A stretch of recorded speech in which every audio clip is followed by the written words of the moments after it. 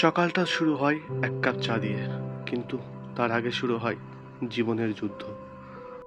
রান্নাঘর শুধু একটা ঘর নয়, এই জায়গাটা আমার গল্প, আমার ভালোবাসা, আমার ক্লান্তি এবং আমার স্বপ্ন সাক্ষী।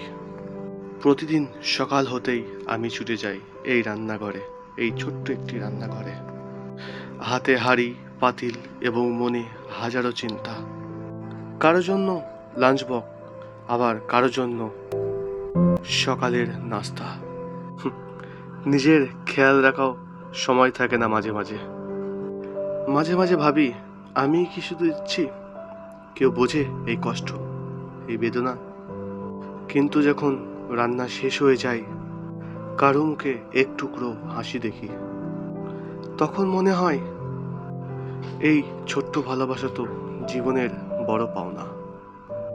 এই চুলার আগুনে শুধু খাবার নয়, জ্বলছে আমার ত্যাগ, দায়িত্ব আর কিছু না বলা ভালোবাসা।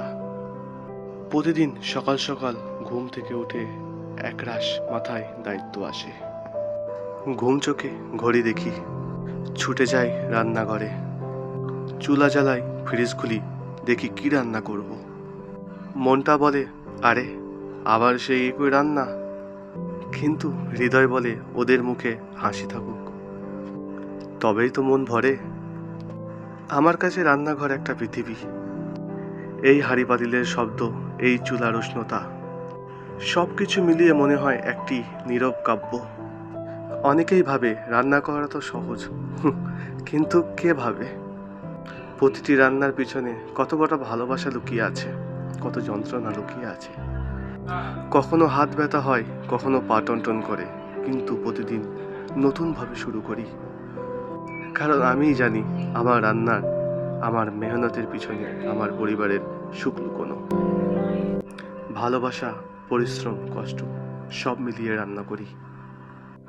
আশা করি তোমরা পাশে থাকবে, কমেন্ট করে বলো।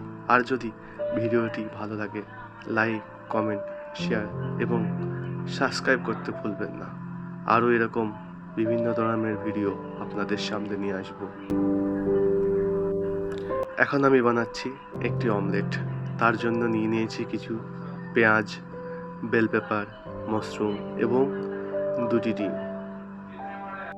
সব কিছু কেটে রাখার পর ডিম দুটিকে সুন্দরভাবে ফাটিয়ে নিয়েছি। তারপর ঢেলে নিয়েছি একটা বলে। তারপর আস্তে আস্তে আমার যে ইনগ্রিডিয়েন্টগুলো ছিল সব কিছু মিশিয়ে নিয়েছি। তারপর কিছু নমক ঢেলে এটিকে সুন্দরভাবে বিট করেছি। বিট করার পর একটা ননস্টিক প্যান নেওয়ার পর কিছু পরিমাপ তেল ঢেলে আমার যে মিক্সারগুলো ছিল অমলেট বানানোর জন্য, সেটি ঢেলে রেখেছি একটি সুন্দর ননস্টিক প্যানে। তারপর এটি সুন্দরভাবে ফার হওয়ার পর উঠিয়ে নিলাম একটি প্লেটে।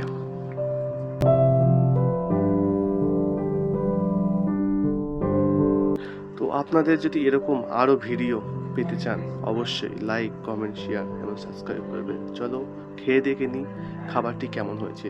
এটি ছিল অনেক ইজি রেসিপি। আপনারা যদি রেসিপিতে পেতে চান অবশ্যই কমেন্টে লিখুন, আপনাদের আমি পাঠিয়ে দেবো। তার আগে লাইক, কমেন্ট, সাবস্ক্রাইব করুন। Bye bye.